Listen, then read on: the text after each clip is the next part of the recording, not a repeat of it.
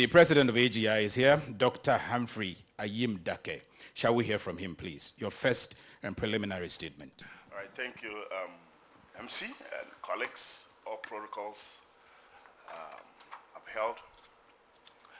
We are grateful to be part of this engagement, and that's stated by my earlier speaker, Prof. It is a cyclical issue, and here we are once again to engage on the same subject.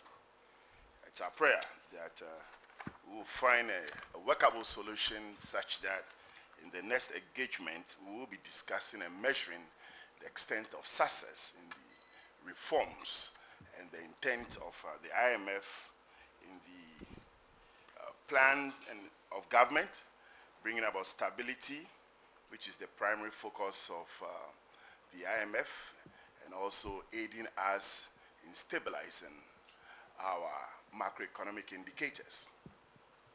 So the question arises that, can one say the structure of the economy as it stands will definitely take us out of the set position in the next cyclical event that we might be expecting once upon a time as the year rolls?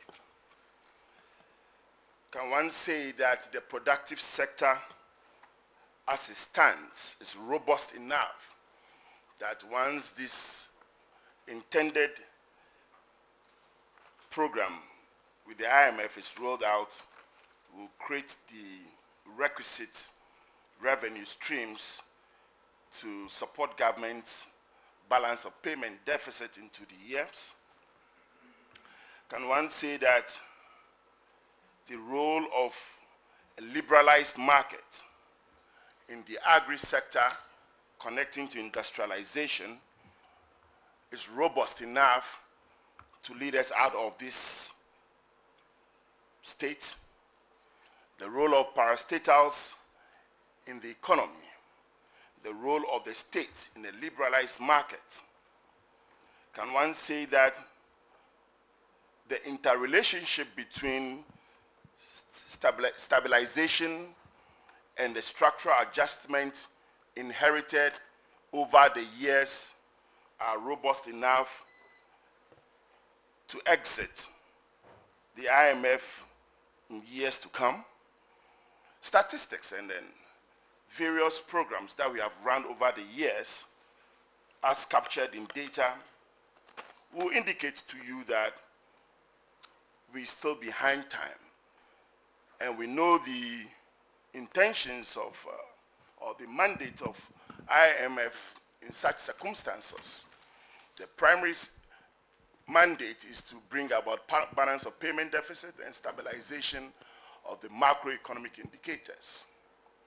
And as granted that that is so, we want to say that granted that we do a 3-year program, we will have significant transformation in the structural position of our economy to guarantee us an IMF-free engagement into the years.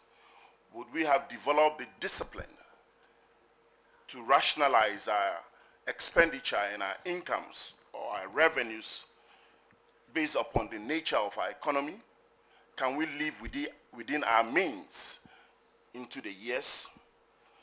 Those are really difficult questions to answer considering the position and the structure of our economy. Historically, we are aware from the 70s, the Great Recession, and how it pushed low development countries to implement all manner of interventions that were not successful, and the role of the World Bank through the structural adjustment programs, combining it with the role of the IMF over the years, and today the experiences and the lessons that we've learned over the period. How much have we used the said lessons to transform our economy? Would one say that our political dispensation, it's a concern? Can one say policy inconsistency, can it be underpinned by the political structure that we run? So there are a number of concerns that comes to the table as one reflects and wonders whether someday we could exit the IMF clause and then be purely independent and do what is needful in transforming our country.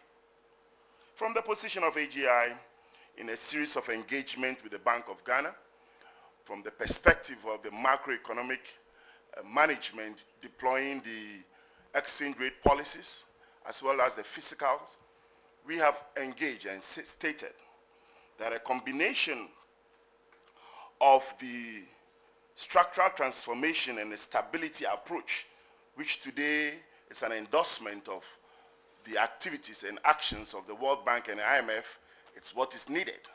However, how do we drill this into policy and create policy consistencies that goes beyond political errors, such that programs that are rolled out, i.e. a clear example would be cash crops program rolled out for cashew 10 years ago. Such plans are consistent, that transcend each political governance. Can the policies of the previous regime be enshrined in a national development policy that will guarantee us consistency? Can one say that such policies that are rolled out are well scoped? Do we have clear, quick implementation plan within our political mandate? Can one say that the data collected within the policy engagement and implementation are timely reviewed and tweaked to make sure that the intentions of the policies into the period are well executed within the political period?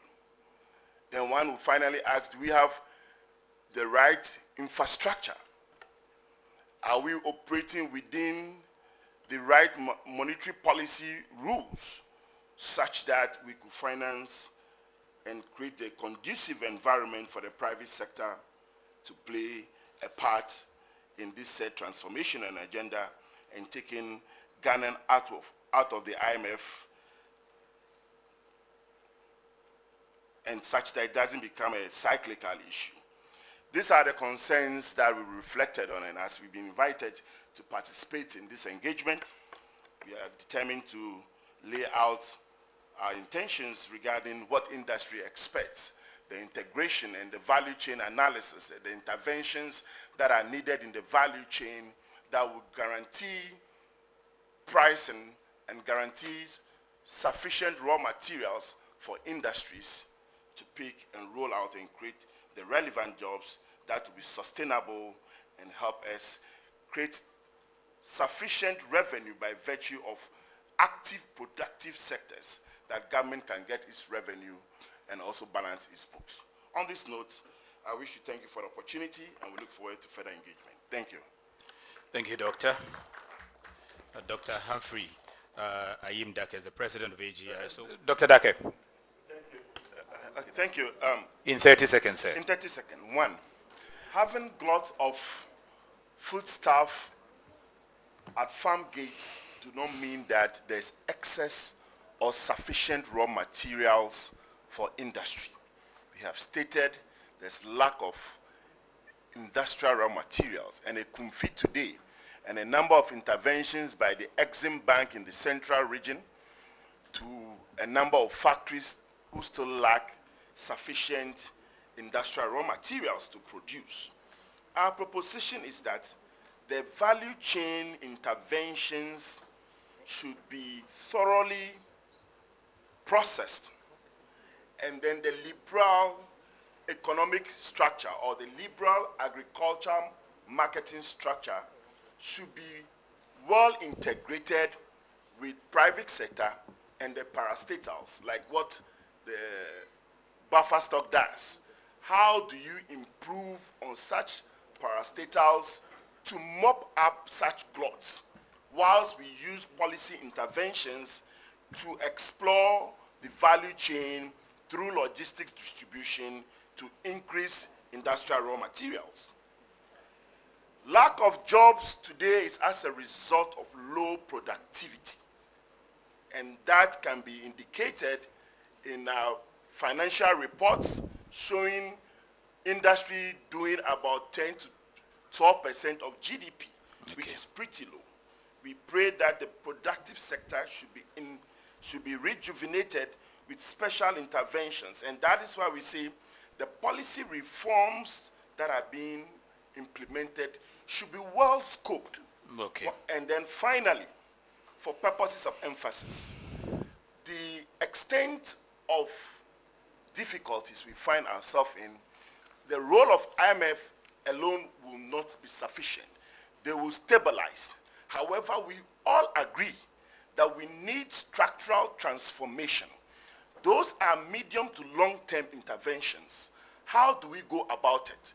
We need concessionary facility and policy consistency to help us work out of this difficulty so as we don't get it repeated again. Thank you very much. Thank you very much, Dr. Humphrey. IMANI-GIZ. Shall we put our hands together for all our panelists?